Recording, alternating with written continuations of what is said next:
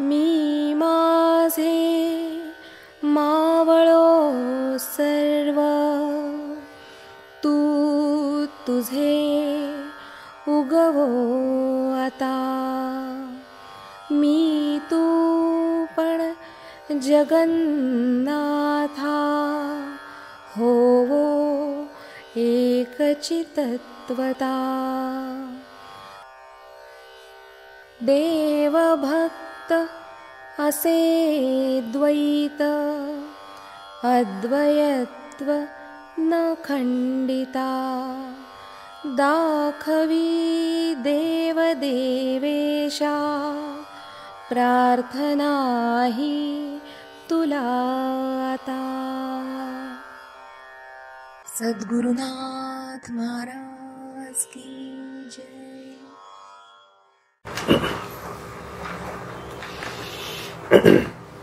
श्रीकृष्णाच्या लक्षात आलं की अर्जुनाला जे काही आपण सांगतो आहोत किंवा आपण जे काही अनुभूतीत आणण्यासाठी त्याला जो दाखवायचा प्रयत्न करतो आहोत, त्याच्यासाठी जी दृष्टी लागते ती दृष्टी त्याला काही मिळालेली नाहीये. आता ही गोष्ट आपण साध्या कुठल्याही गोष्टीशी पण अप्लाय करू शकतो. लक्षात ठेवा की साधं एखादं पुस्तक आहे, ज्ञानेश्वरी सुद्धा आपल्याला जर वाचायची असेल, ती जर समजून घ्यायची असेल तर ती एक दृष्टी लागते. आता सवाई गंधर्वाला आपण सगळेजण जातो, सर्वजण मी गेलेलो नाही फारसा, पण जे कोणी जात असाल तुम्ही लोक आवडीने संगीत ऐकण्याच्या दृष्टीने, पण ती संगीताची दृष्टी असल्याशिवाय तुम्ही त्याचा आनंद घेऊ शकणार आहात का? नाही घेऊ शकत. आलं लक्षात? हा, सिने संगीतातनं थोडं मन्नाडीने इकडे तिकडे गायलेलं ते कळतंय त्याला, म्हणजे फक्त ते ठेक्याच्या जाणीवेतनं कळतं, पण याचा अर्थ संगीत कळतं असा होत नाही. लक्षात घ्या. म्हणून कुठलीही गोष्ट जेव्हा समजून घ्यायची असते तेव्हा त्याची विवेक्षित दृष्टी प्राप्त करून घ्यावी लागते. आणि काही गोष्टी अशा आहेत की आपण स्वप्रयत्नातनं करू शकतो आणि काही गोष्टी या आपल्याला नियतीवर सोडून द्याव्या लागतात. आता मी असं का म्हणतोय, नियती म्हणजे ईश्वरावर सोडून द्यावं लागतं असा त्याचा अर्थ होतो. अगदी व्यवहारातल्या सुद्धा तुम्ही असं समजू नका की आपल्याला सर्व गोष्ट व्यवहारातल्या कळतायत. बऱ्याच गोष्टी अशा आहेत की नियती आपल्याला अनुभव देते, मग आपल्याला कळतं. म्हणजेच काय झालं, नियतीने त्या अनुभवाच्या मार्फत तुम्हाला दृष्टी दिली. अनुभव येतो म्हणजे काय, तो अगोदर नाहीये म्हणून येतोय. लक्षात घ्या, कुठलाही अनुभव हा येतो तो अगोदर नसतो म्हणून येतो ना. तुम्ही अगोदर पेढा खाल्लेला नसेल तर पेढा कसा लागतो याची चव मिळणं म्हणजे तो अनुभव घ्यावा लागतो. बरोबर आहे. आणि मग गोडपणाची दृष्टी मिळते. बरोबर आहे ना. पण ही दृष्टी कोणी दिली, त्या कृतीतनं दिल्या गेली. हे इतक्या छोट्या छोट्या गोष्टीत असतं. लक्षात ठेवा. म्हणून ज्ञान हे छोट्या छोट्या गोष्टीतनं घेत घेत जातो आपण आणि कुठेतरी आपल्या अनुभवाला एक मर्यादेचं स्वरूप एक तर आपण स्वतः आणून ठेवतो, कारण अहंकार इतका प्रबळ आहे. लक्षात घ्या. आणि गुरुचं कार्य, नियतीचं कार्य कळत नाही आपल्याला.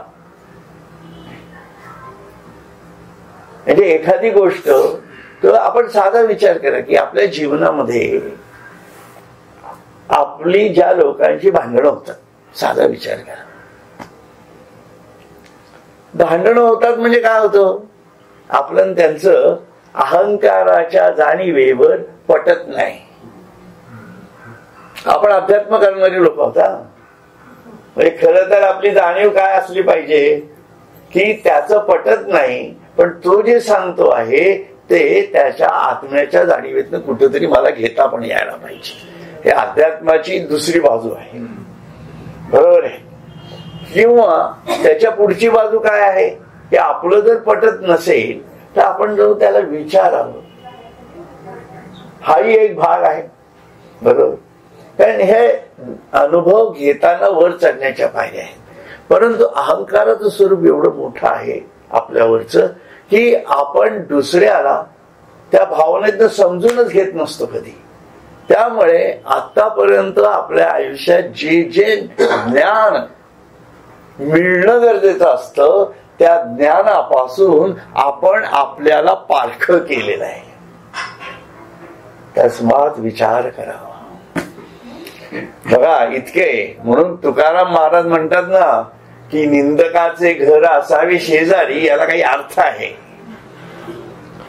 कारण त्याच्याकडनं जे ज्ञान मिळणार असतं मला ते मी त्याच्याकडे म्हणजे लक्ष न देणं किंवा त्याच्याकडे न जाणं किंवा त्याच्याकडनं आपण स्वतःला दूर ठेवणं, या गोष्टींमुळे आपण त्या ज्ञानापासून त्याच्याकडून मिळणाऱ्या अनुभवापासून आपण लांब राहिलो.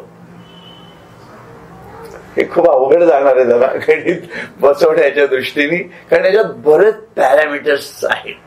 आणि पॅरामीटर्स काय आहेत? आपला अहंकार हाच विविध जाणीवेतनं फिरतोय म्हणून त्याला विविध पॅरामीटर्स पाहिलेले आहेत. म्हणून योगी अरविंदांना जे सुसंवादित्व म्हणायचं आहे हे का समजत नाही आपल्याला, त्याची कारण इथं सगळी दडलेली आहेत. अहंकाराचा जो प्रादुर्भाव आहे ज्याच्यामुळे संपूर्ण जीवनमान हे अज्ञानाच्याही पलीकडच्या घोर अज्ञानात ग्रस्त आहे, हे म्हणण्याचं कारण हे आहे. अहो सद्गुरूंशी पण भांडण करणारे लोक असतातच की जगात, असं काही समजायचं कारण नाही. मी पाहिलेली आहेत की त्यांनी मला रागवलं म्हणून मी त्यांच्याशी संबंध ठेवणार नाही. म्हणजे आमच्या वडिलांच्या बाबतीत झालेली घटना सांगतोय मी तुम्हाला. पण काय झालं त्याच्यामुळे? नुकसान काही आमच्या वडिलांचं झालेलं नाहीये, ते चाललंच ते सगळा संसार त्यांचा अध्यात्म कुठे थांबलं असं नाही, पण तो शिष्य थांबला ना. तो शिष्य थांबला आणि कोणाच्या तोंडातून कुठला गुरु काय वधून घेत असेल हे काही सांगता येतं का या जगात? म्हणून हे आपल्याला समजलं पाहिजे.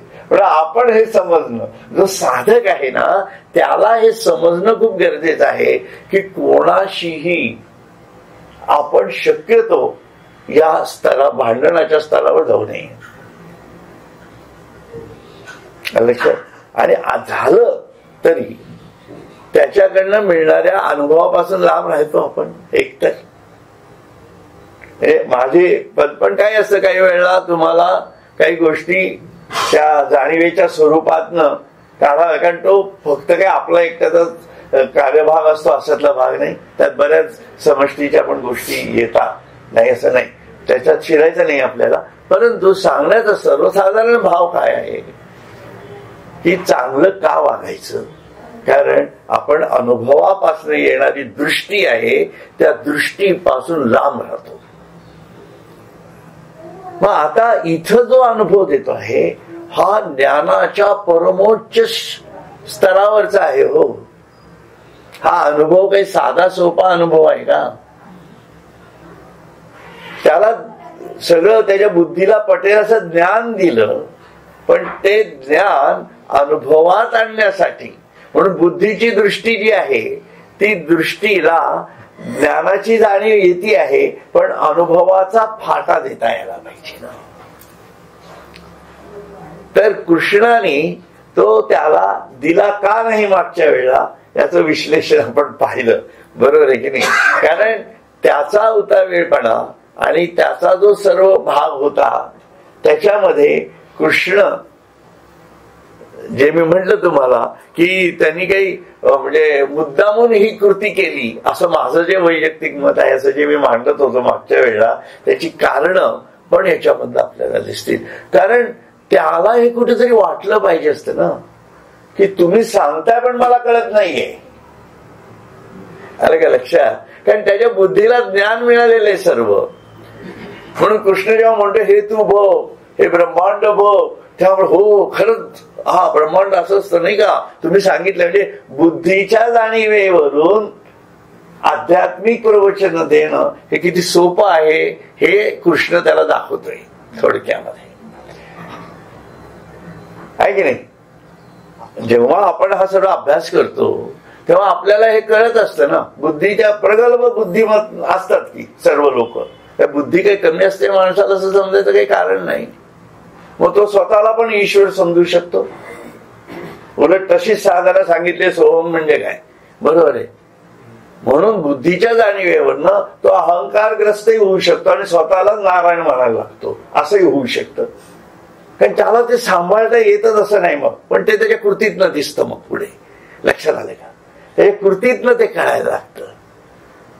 म्हणून कृष्ण जेव्हा म्हणत होता, कृष्णाने पहिल्या त्याच्यात त्याची परीक्षा घेतली बघा, की बघ मी तुला विश्वरूप दर्शन दाखवतो आहे म्हणून. आणि अगोदर सर्व व्यवहार सांगून ठेवलेला आहे, प्रकृतीचं सर्व परिसर सांगून ठेवलेला आहे, बरोबर आहे ना.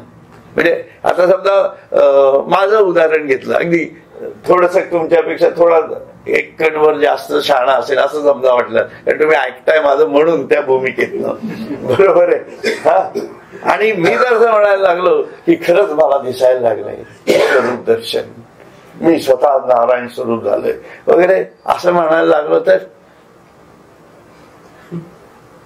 गुरु परीक्षा घेतोय. मला सांगण्याचा हेतू आहे तो आहे याच्यामध्ये की अर्जुन त्या जाणीवेपर्यंत पोहोचलाय की नाही. आणि तो कारण तो आहे व्यवहारातच, आणि हा योग स्थितीत आहे लक्षात. म्हणजे तो अबोध मनाच्या विज्ञानमय पुरुषाच्या जाणीवेत आहे, लक्षात ठेवा. त्याच्यामुळे त्याला सर्व कळतंय खरं तर, पण तरी तो परीक्षा घेतोय. म्हणून गुरु कुठं परीक्षा घेत असेल हे काही सांगता येत नाही बा.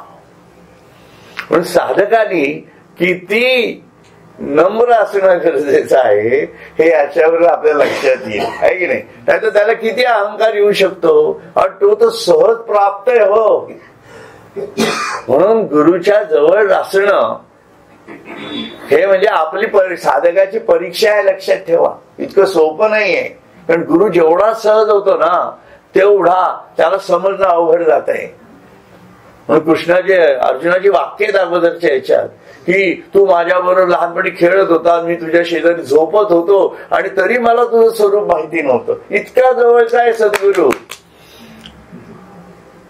आणि मग तेव्हा सुद्धा मग त्याला हे ज्ञान दिल्यानंतर साहजिकच की आता गुरु तर माझ्या पाठीशी आहे, गुरुने तर सर्व ज्ञान मला दिलेलं आहे, का येऊ नये अहंकार. सहज येतो, सहज आहे की नाही, सहज येऊ शकतो. आणि त्याच्यातनं माणूस काय म्हणू शकतो, मला संपूर्ण ब्रह्मांडाचं नॉलेजच झालेलं आहे सगळं, आहे की नाही. तुम्हालाही माहिती आहे मूळ माया काय आहे, आहे की नाही. तो म्हणतोय बघ प्रकृतीचं स्वरूप, अरे हो खरंच की ही मूळ माया वाटते. अरे काय लॉजिक आहे का त्यांना, आहे की नाही. म्हणजे यासाठी म्हणून त्याने हा प्रश्न विचारलेला आहे. आणि या भूमिकेतनं जेव्हा तो सांगतो की नाही मला तर काहीच दिसत नाही, हा त्याचा शुद्धतेचा भाव आहे. ही अर्जुनाची शुद्धता आहे, लक्षात ठेवा. हे अर्जुन सुद्धा कसं समजायला पाहिजे आपल्याला हे कळतं याच्यात. नुसतं ज्ञान मिळालं म्हणजे माणूस शुद्ध होतो का. ज्ञानाचा अहंकार होऊ शकतो, तो घडला नाही अर्जुनाच्या बाबतीत. म्हणून तो कृष्णनी त्याला महामानवाच्या जाणीवेतनं पुढे नेलेलं आहे. ही जी चित्ताची शुद्धता आहे ती शुद्धता ईश्वराच्या शुद्धतेशी मॅच व्हायला लागते. सगळं मॅचिंग आहे, 100% मॅचिंग.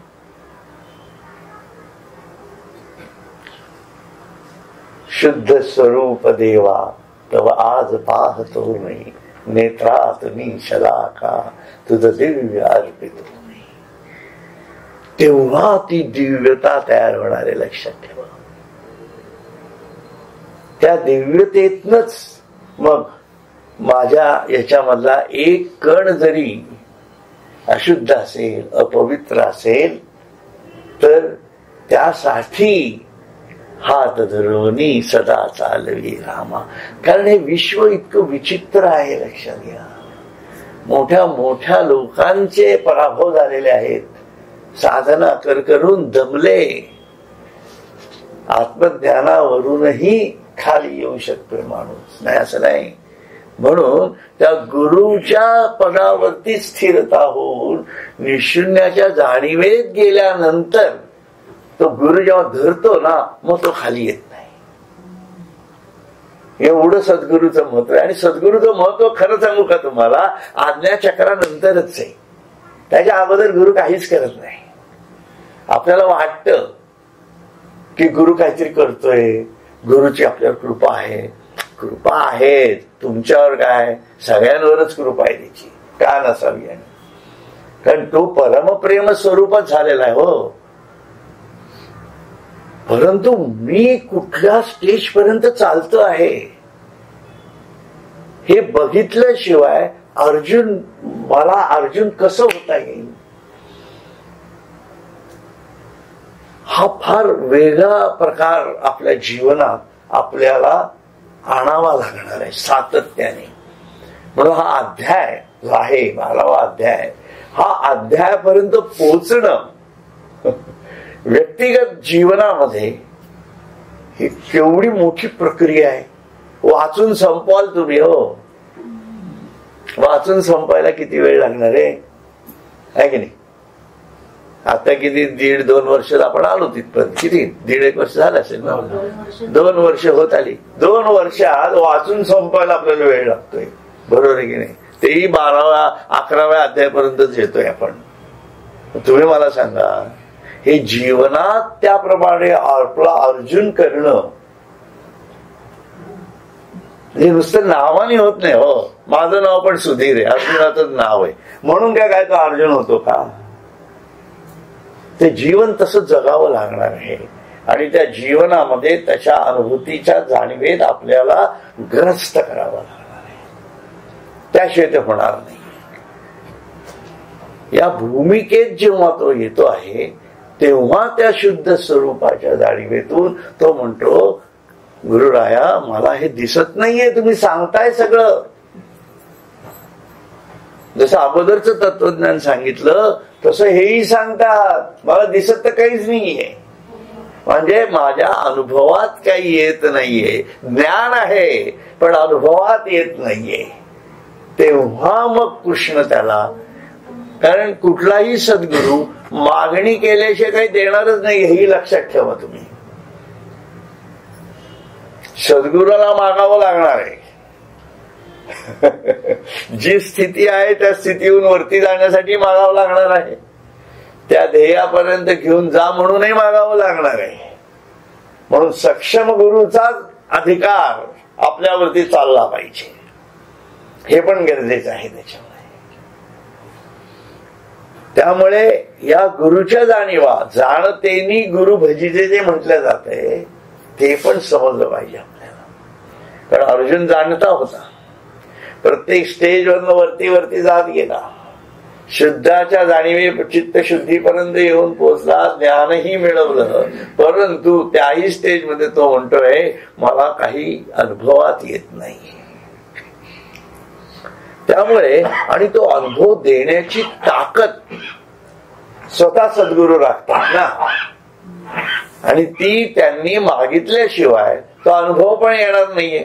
तेव्हा त्यांनी त्याला, तो काय म्हणते बघा, इथपर्यंत आलं होतं. ऐसे तेणे वेदांत वेद्ये सकळ लोक आद्ये बोलिले आराध्ये जगाचेनी. वेदांत विचाराने कळणारा, सर्व सृष्टीच्या पूर्वी कारणरूपाने असणारा व सर्व जगाचे आराध्य दैवत असा जो परमात्मा, तो याप्रमाणे बोलला. लक्षात ते कुठे गेलं त्याचं काय बोला. मग त्या दृष्टीच्या साह्याने माझ्या संपूर्ण ऐश्वर्ययोग पाहून तो अनुभवात दृढ कर. म्हणजे तो जो दृष्टी देतोय त्याला, त्या दृष्टीच्या अनुभवातनं तू हे भोग कर. आता ही जेव्हा घटना घडती आहे तेव्हा श्रीकृष्णाला माहिती आहे सगळं. काय माहिती आहे श्रीकृष्णाला, की तो जे काही आता पुढची क्रिया करायची आहे त्याला अर्जुनाने हे केलं. आणि आतापर्यंत गीता कोणाकोणापर्यंत पोचती झालेली आहे?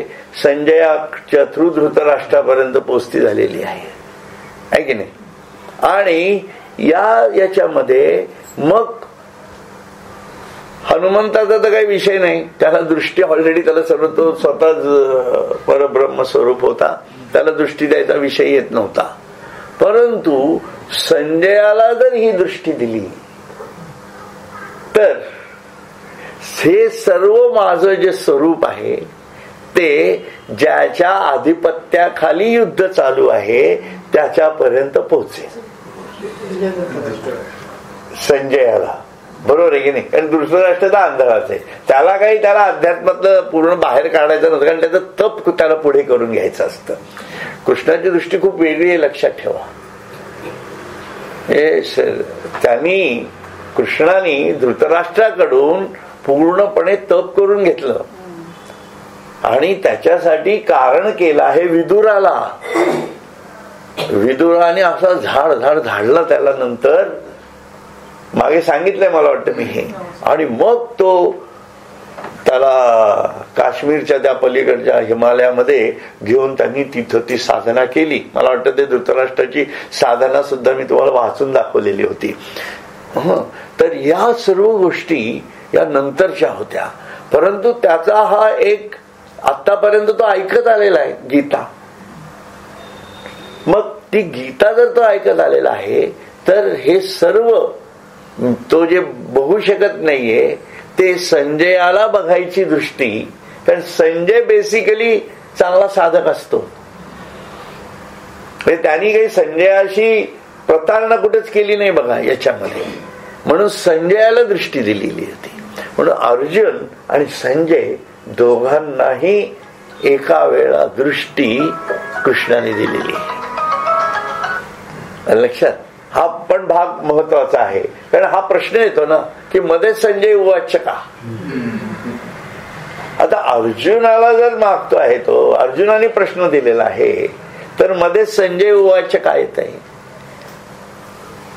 हा भाग महत्वाचा त्याच्यामध्ये आपल्याला लक्षात घ्यावा लागतो. म्हणून संजयाला दृष्टी का द्यायची गरज पडली. मग संजयाने पुढचा भाग धृतराष्ट्राला कसा सांगितला, म्हणजे संजयाची सुद्धा बघण्याचा दृष्टिकोन कृष्णाकरता कसा होता हे पण याच्यातनं कळतंय आपल्याला. संजयाला हे कळत होतं की हा माझा राजा जरी असला तरी हा मूर्ख माणूस आहे. बघा, म्हणजे सेवकांना सुद्धा कळत असतं की आपला मालक काय आहे तो, कारण ते जवळनं बघत असतात ना त्याला, त्याच्या सर्व कृती ते जवळनं पाहत असतात. त्याच्यामुळे आपल्याकडे काम करणारी जी लोक असतात त्यांच्यावरती सुद्धा कशा प्रकारे आपलं व्यक्तिमत्व छाप टाकायचं हे समजलं पाहिजे. नाहीतर हा केवढं मोठं मॅनेजमेंट आहे ही, केवढी मोठी म्हणजे ही खरी छोटी आहे आपल्या दृष्टीने, बरोबर आहे की नाही. नाहीतर आपण काय करतो, सर्व कामं ढकलून द्यायची वृत्ती असते. धंदा असतो आपला आणि कामं ढकलून द्यायची कामगार, अरे मी जरा जाऊन येतो, तो हे जरा एवढं करून टाक, अरे मी जरा हे करतो, अशी लोक असतात. मी पाहिलेली आहेत आमच्या इंडस्ट्रियल जगामध्ये, लक्षात. परंतु कुठल्या मालकावर भिस्त असते की जो मालक स्वयंभूपणे प्रत्येक कामाचं प्लॅनिंग करून कुठल्या वेळेला काय चाललं आहे हे बघून आणि ते काम त्याच व्यक्तीकडनं होतंय की नाही हे पाहून. खूप गोष्टी असतात, म्हणजे कुठली मॅनेजमेंट करत असताना या सर्व गोष्टी त्याला बघाव्या लागतात. मग आता धृतराष्ट्र सारखा एवढा सार्वभौम राजा होता त्यावेळेचा, असं काय करताय. पांडवांपेक्षा जास्त सेना त्याच्याकडे होती. दुर्योधन हा त्याचा मुलगा म्हणून लढायला गेलेला होता. त्याला काय म्हणतो आपण, राजकुमार काय म्हणतो, राजपुत्र म्हणून होता, बरोबर आहे. परंतु राजा कोण होता, धृतराष्ट्र होता. हा महत्वाचा भाग आहे. त्यामुळे त्याच्या जाणीवा कशा प्रकारे होत्या हे संजयला दिसत होतं ना. तो पांडवांचा किती दुस्वास करत होता. आणि त्याच्यात अजून एक दुसरी नीती आहे कृष्णाची. आता मी एवढं का सांगतोय तुम्हाला, कारण हा संजय उवाच हा कशा प्रकारे बघता यायला पाहिजे हे पण जर अनुभवलं आपण तर तुमच्या लक्षात येईल. हे मला इथं बसले ना, म्हणजे मी खरं तर आज काहीच वाचलेलं नाही, खोटं नाही सांगत आहे म्हणून टाइमपास करतोय असंही नका समजू. हे वाचलेलं आहे हेही सांगतो तुम्हाला. परंतु सांगण्याचा हेतू काय माझा, की कृष्ण नीती कळली पाहिजे कुठेतरी. आता कृष्णाने संजयाला का दृष्टी दिली असेल, अजून एक दुसरा अर्थ त्यात निघतो. कारण त्याला धृतराष्ट्राचं खच्चीकरण पण करायचं असतंय. बघ अर्जुन काय तोडीचा माणूस आहे आणि तुझा पोरगा बघ काय आहे ना, त्याचं खच्चीकरण झालं. पांडवांच्या पाठीमागे स्वतः कृष्ण आहे. तू काय घेऊन बसलाय भीष्मन दुरोणन काय काय टिकणार आहेत का ते. आणि या विश्वरूप दर्शनामध्ये पुढे तर ते सगळंच मरताना दिसत आहे की नाही. म्हणजे हे सगळे मरणार आहेत, तरी तू त्यांच्या पाठीशी आता तरी सोड आणि जा रणांगणावर आणि युद्ध थांबू शकला असता. लक्षात ठेवा, राजा होता पण इतका त्याला त्यांनी हे दाखवलेला होता हट्टीपणा. आणि याच्यामुळे काय झालं, त्याचंही खच्चीकरण झालं. कर्णाचं खच्चीकरण कसं केलं हेही तुम्हाला माहिती आहे. तू 5 पांडवांमधला 6वा पांडव तूच आहेस म्हणून. म्हणजे अरे हे तर माझे सख्खे भाऊ आहेत, पण मी दुर्योधनाच्या शब्दात अडकलो. आणि कृष्णासारखे व्यक्तिमत्व तो ओळखत होता. कृष्णाला कर्ण चांगला ओळखत होता, लक्षात घ्या. त्यामुळे कृष्णाबद्दल त्याला अनादर नव्हताच मुळी. त्याच्या सर्व लीला आणि ते प्रताप सगळे माहिती होते त्याला. हुशार होता कर्ण, म्हणून त्याला ते वचन द्यावं लागलं की कुठला तरी एक पांडव जिवंत राहील. पण तो त्याच्याच वचनामुळे तो मारला गेला. त्याचं खच्चीकरण केलं की नाही. दुर्योधनाचं कसं झालं, ते चड्डीची गोष्ट माहितीये तुम्हाला, फुलांच्या चड्डी केलं की नाही खच्चीकरण. खूप हुशार माणूस आहे, लक्षात घ्या. केवढी मॅनेजमेंट आहे ही, आहे की नाही. आणि तो कोण बरं नाही ते मला आठवत ना आता नेमका. त्याचा तो सारथी असतो, तो सारथी कायम त्याची दूषण सांगत असतो. ते कोणाच्या ह्याच्यावर आता लक्षात नाही माझ्या. एनिवे, पण तो म्हणजे कृष्णाचा भाग नाहीये, तो वेगळ्या भूमिकेतला होता. एनिवे, कर्णाचा सारथी जो होता मद्र देशाचा राजा होता. आणि त्याच्यावरती ड्युटी होती की त्याचं तो खच्चीकरण करत होता, मद्र देशाचा. मला ते नेमकं नाव आठवेना ते म्हणून. पण ही सर्व योजना बघा कशा प्रकारची आहे. पण म्हणजे प्लॅनिंग जे असतंय, राष्ट्रीय स्तरावरचं प्लॅनिंग, हे अशा प्रकारे करावं लागतं बघा. त्याच्यामुळे कोण कुठं बरोबर खेचायचा खाली हे कळलं पाहिजे. पण त्याच्यासाठी ती योगदृष्टी लागणार आहे. आणि ही योगदृष्टी अशा प्रकारे व्यवहारात आणता यायला पाहिजे. म्हणून योगाचं महत्व आता काही मी वेगळं सांगत नाही तुम्हाला, थोडं मोठं महत्व आहे. बरोबर आहे ना पर्वतीकर. तर आता संजय काय म्हणतोय बघूयात. एवं मुक्त्वा ततो राज महायोगेश्वरो हरी दर्शयामास पार्थाय परमं रूपमैश्वरम. संजय म्हणतो राजा, म्हणजे आता धृतराष्ट्राला म्हणतोय, महायोगेश्वर भगवान श्रीकृष्णाने असे बोलून अर्जुनाला आपले श्रेष्ठ असे ईश्वरी स्वरूप दाखविले. अर्जुनाला हे श्रेष्ठ स्वरूप दाखवले. पै कौरव कुल चक्रवर्ती मज हाची विस्मय पुढत पुढती जे श्रियेहुनी त्रिजगती सदैव असे कवणी. हे कौरव कुळ चक्रवर्ती राजा होता. हो, आलं का लक्षात. मज हाची विस्मय पुढत पुढती जे श्रियेहुनी त्रिजगती सदैव असे कवणी. श्रियेहून त्रिजगती म्हणजे लक्ष्मी शिवाय ज्याच्या जवळ, म्हणजे लक्ष्मी त्याला किती प्रिय आहे असा जो कृष्ण, संजय म्हणतो, हे कौरवांच्या कुळात उत्पन्न झालेला सार्वभौम राजा धृतराष्ट्रा, मला वारंवार याचेच आश्चर्य वाटते की या त्रैलोक्यात श्री लक्ष्मीपेक्षा भाग्यवान दुसरी कोणती स्त्री आहे. आता हे त्यांनी मध्येच गणित वेगळं काढलं, आलं का लक्षात? कारण का असं तो हे करतोय बघा, त्याचं कारण काय आहे की लक्ष्मी ही आपण मागच्या वेळेला पाहिलं, लक्ष्मी किंवा आता ते पुढे याच्यात तेही दिलेलं आहे त्यांनी की तुमचा शेषावरती झोपलेले वगैरे, त्यावेळेला आपण काय पाहिलं की लक्ष्मीला सुद्धा त्यांनी कधी जे दाखवलं नाही ते अर्जुनाला दाखवलं, बरोबर आहे की नाही? त्या शेषालाही तो त्याच्यावर एवढा पौडलेला असला तरी सुद्धा त्यांनी त्याला झकवलं म्हटलंय त्यांनी, म्हणजे त्याला एक प्रकारे फसवलं, अशा प्रकारे शब्द वापरलेले आहेत अर्जुनी. आणि इथं संजयाच्या तोंडी मात्र देताना त्यांनी असं सांगितलं, म्हणजे तीच भूमिका उलटी कशी मांडली बघा. संजय म्हणतो, हे कौरवांच्या कुळात उत्पन्न झालेला सार्वभौम राजा धृतराष्ट्रा, मला वारंवार याचेच आश्चर्य वाटते की या त्रैलोक्यात श्रीलक्ष्मीपेक्षा भाग्यवान दुसरी कोणती स्त्री आहे. कुठली स्त्री या लक्ष्मीशिवाय भाग्यवान नाहीये, कारण प्रत्यक्ष परब्रह्मच आहे तिच्या बरोबर, बरोबर. आता याचा अर्थ अजून पुढे कळेल. ना तरी खुणेचे वानावया लागी, श्रुती वाचुनी दावापा जगी, ना सेवकपण तरी अंगी, शेषाच्याची आथी, आज ते शेषाचं किंवा आत्मस्वरूपाची खुणेने ओळख पटवून देणारा वेदाशिवाय जगात दुसरा कोण आहे. म्हणजे वेद सुद्धा आत्मस्वरूप देखता त्याच्यापेक्षा श्रेष्ठ काही नाहीच आहे, पण वेदांना सुद्धा त्याला नेतीच म्हणावं लागलेलं आहे, बरोबर आहे. म्हणून त्याच्या जवळ कोण आहे पण याचा विचार आहे. आता लक्ष्मी त्याच्या जवळ आहे, त्याच्या जवळ तत्वज्ञानाच्या जाणीवेतनं वेद पण त्याच्या जवळच आहेत, त्या कृष्णाच्या जवळ. आणि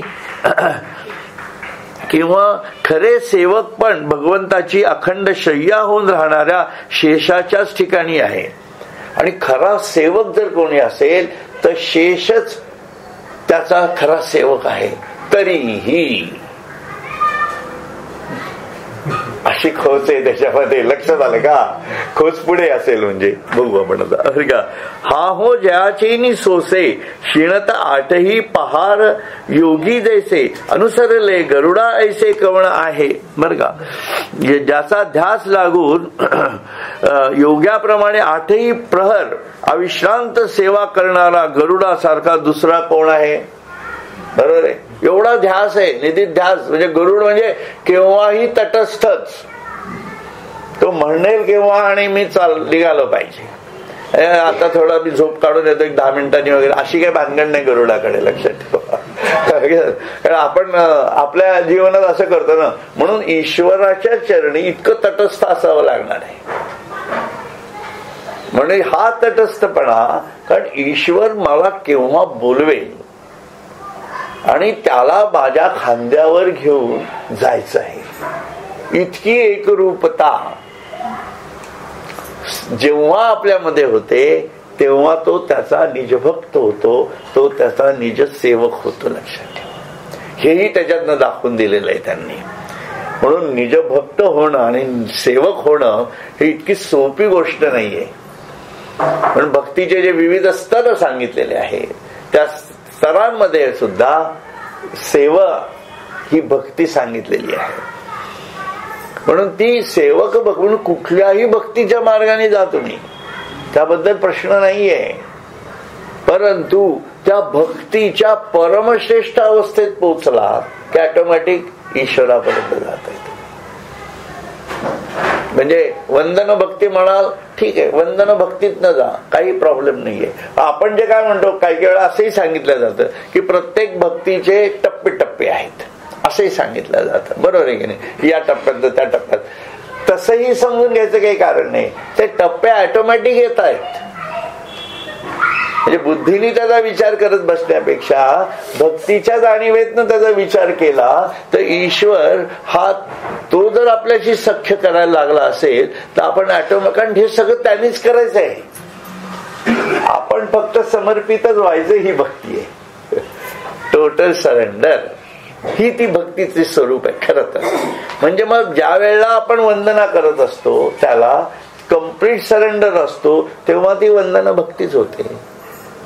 जेव्हा आपण त्याच्याशी पूर्ण समर्पित असतो आणि तो जेव्हा सख्यत्वाच्या जाणीवेतून आपल्याला जवळ करतो तेव्हा ती सख्य भक्ती होतेच. आता अर्जुन काही वेगळी सख्य भक्ती करत होता का? अर्जुन हे सख्य भक्तीचं उदाहरण सांगितलंय, लक्षात ठेवा. तर अर्जुन काही वेगळी सख्य भक्ती करत नव्हता, त्याला कृष्णाने जवळ केलंय हो, आणि तो कृष्ण त्याला सखा मानत होता. अर्जुन तर त्याच्या पाया पडला, आपण पाहिलंय. मग मित्राच्या पाया पडतं का कोणी?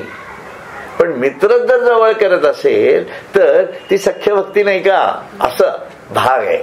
म्हणून आपण भक्तीच करायची फक्त, आणि आपल्या भक्तीला योगी अरविंद जसं म्हणतात ही फक्त टोटल सरेंडरचीच भावना ठेवायची. त्याने आपल्याला कसं जवळ घ्यायचं हे त्याचा विमर्श आहे. फरक पडला ना, जाणीवेमध्ये फरक पडला बघा. असा तो प्रकार आहे. त्याच्यामुळे आपल्याला कुठं काय पर्याय आहे? मी कर्मातनं भक्ती करतो का, ज्ञानातनं करतो का, याच्यातनं करतो, फलाण्यातनं करतो, कशात नाही कर, टोटल सरेंडर हो बस. आणि त्याच्यात म्हणून ते तीन त्रिसूत्री सांगतात, रिजेक्शन, ऍस्पिरेशन आणि सरेंडर. ही त्रिसूत्री काय आहे हे कळलं लक्षात. ते जे विभाग नाहीयेत कुठले अध्यात्मात, विभाग पाडूच नका, माझं तर म्हणणंच हे. विभाग पाडून अध्यात्म होणार नाहीये कधी.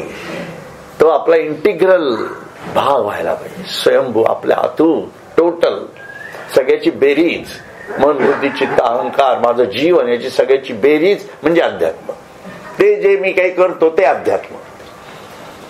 त्याच्यात मग बघावं लागतं मी परमार्थ किती करतो आणि प्रपंच किती करतो. आपली पहिली स्लाइड आठवा, ती का महत्वाची आहे ते तिथं कळतंय सगळं. असं आहे ते. म्हणून ती प्रपंच आणि परमार्थातला फरक हा टोटल आहे, एकत्रित जाणीव आहे, हा भाग आहे. एनिवे, म्हणून ज्याचा ध्यास लागून योग्याप्रमाणे आठही प्रहर. आता इथे योग्याची व्याख्या पण दिली आहे.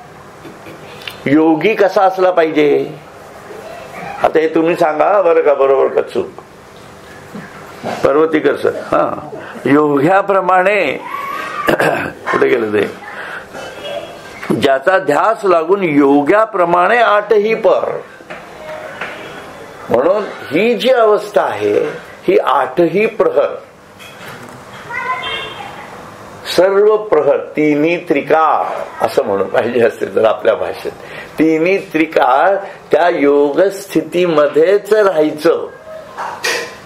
आणि योग स्थिती कशी? अर्जुना समत्व चित्ताचे. म्हणजे त्याच्याकडनं येणारा कुठलाही संकेत आपण आपल्यामध्ये जिरवू शकतो आणि आपण तो संकेत ससंवेद्य करू शकतो. नाही तर ईश्वर ससंवेद्य होत नाही आपल्याला. मग योग स्थिती किती गरजेची आहे बघा. म्हणून त्या योगाच्या घटना आपल्याला समजून घेतल्या पाहिजे. तर इथे आपण आता थांबूयात. हरिओम तत्सत, हरिओम तत्सत, हरिओम तत्सत. सद्गुरुनाथ महाराज की जय.